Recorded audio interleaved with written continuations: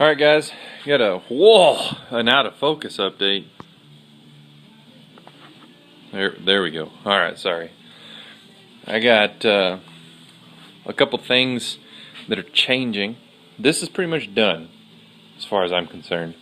It's still got an exhaust leak on that side, on the V-band blah blah thing deal. One of the wastegates was leaking.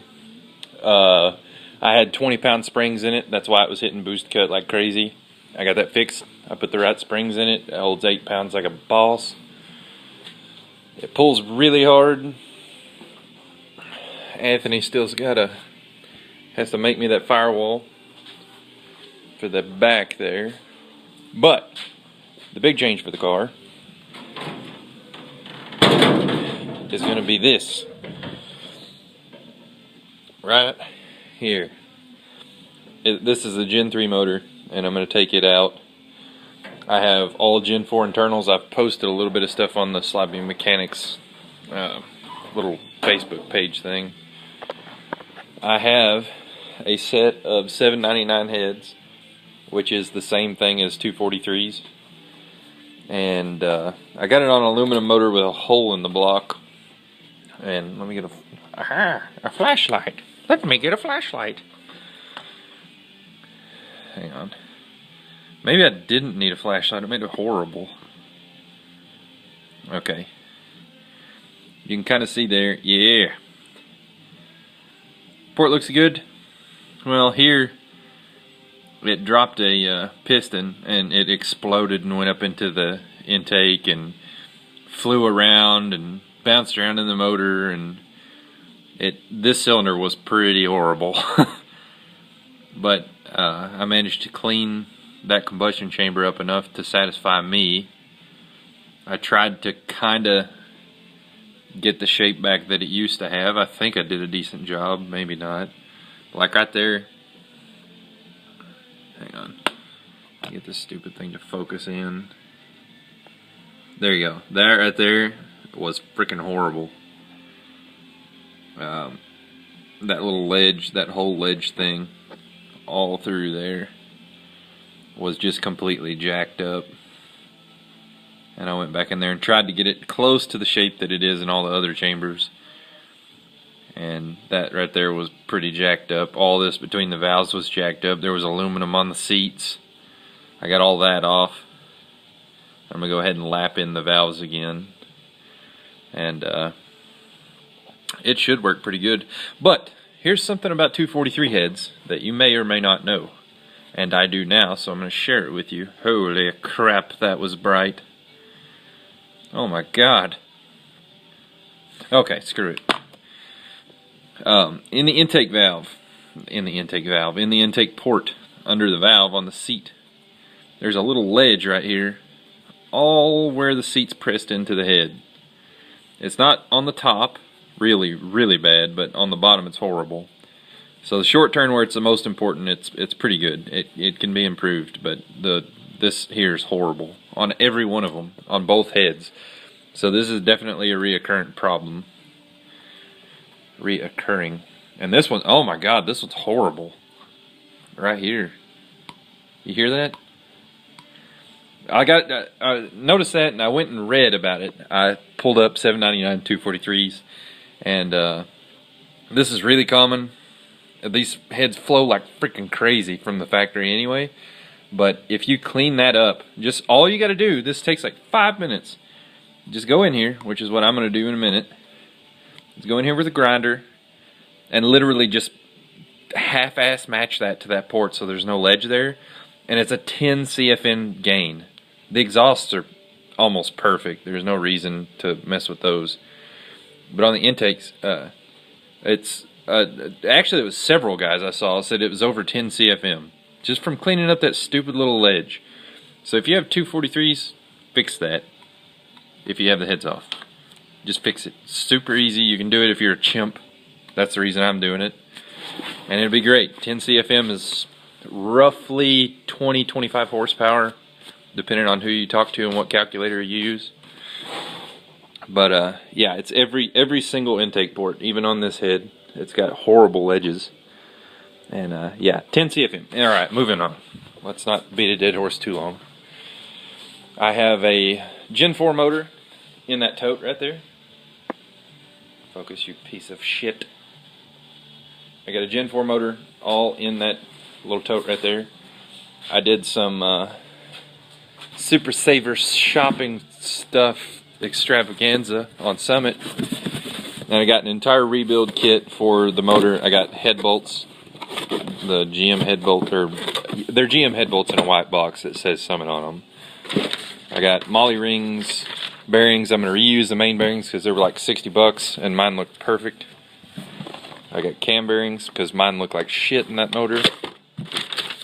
These, everywhere I've read says do not reuse them, and they're like $17. So I went ahead and got some new ones. Those are the side bolts for the main caps. And I got a whole gasket kit for like, except for head gaskets, was like $128, I think. So you don't need to spend 400 bucks on a gasket kit, in other words. And reuse any gasket that you have, except for the back one. The back, like the rear main cover, rear cover, they're notorious for leaking. And the valley cover. Get those two gaskets no matter what, because they leak like crazy. They do on that motor too. But yeah, it was super cheap. I think everything in this box to re-ring and bearing the entire motor was $250 to the door. And then I have Jarrett Faggart camshaft right over there. I'm going to pull it off the shelf. It's over there somewhere. And I have Brian Tooley 660 springs and all that jazz on the way too. And that should be just great. I'm going to fix this pipe because I'm a dum-dum. And when I cut it, it's actually behind the fender. And as you can tell, the 10.0 that it's reading out is definitely accurate. But she makes boost, finally. 8 pounds steady after fixing that wastegate.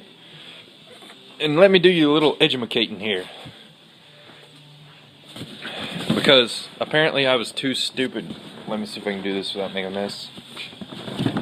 Apparently I was too stupid to grasp this concept, so I'm going to share it with you. And maybe it'll help you out in the future. Frickin' crap. There we go. Alright. Okay. And then there's 3 springs in Varen's wastegate kit. There's that one, the short fat thing with bigger coils. There's this one, the tall skinnier thing, and then there's a really tall, really skinny one. And the one that comes in the wastegate is this one. And if you do like me and Dick did, you'll grab this and go, wow, this thing's flimsy as shit. This is definitely the 5 pound spring. Well, you would be wrong. As was I. As was Dick. As was probably everyone else. And I spent like 40 minutes because, you know, my IQ's not very high, figuring out why. And I'll explain it to you.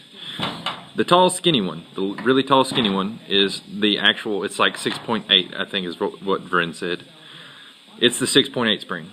This one's the middle spring, and then this is the 17 pound guy. This is what comes in the gate. You need to take these out if you don't want to blow your shit up immediately, or make sure boost cut's set. Boost cut saved me from this spring. But that one is definitely the flimsiest spring in the entire package. I can guarantee you that. Definitely the flimsiest. Both of the smaller springs are stouter, but they're for less boost. And the reason for that, and I may be wrong, but I'm like 90% certain I'm right on this. If like you took your hand and you put a needle on your hand and put 20 pounds against that needle, the needle's probably going to go through your hand and you're going to cry. And whatever you do. Some people don't. I would.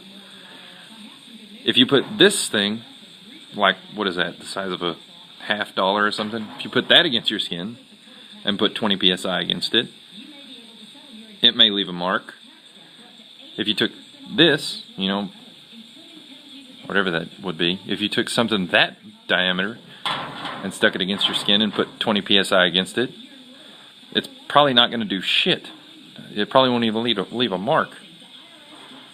So I think it has to do with the diameter more than anything else. because that diaphragm, if you push like centralized on the valve, if you push against that, it's going to actuate the gate more. Obviously it does, because that's how it works, but that's my theory. I think it's the diameter more than it is the actual stiffness of the spring, because of that thing, the big fat short one, or the little short fat one, is definitely the weakest spring in the kit, or the strongest spring in the kit. God, I'm dumb.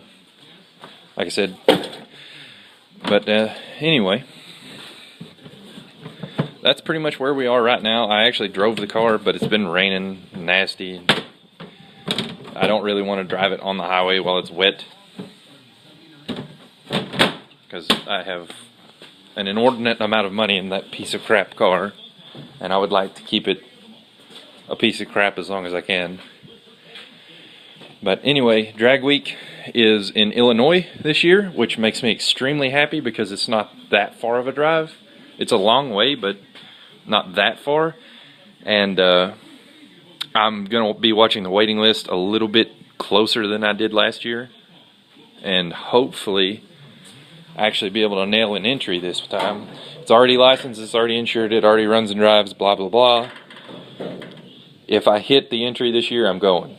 It's happening, and this car is going. I got to get the cage certed, which should pass no problem. The only thing I'm slightly worried about is those little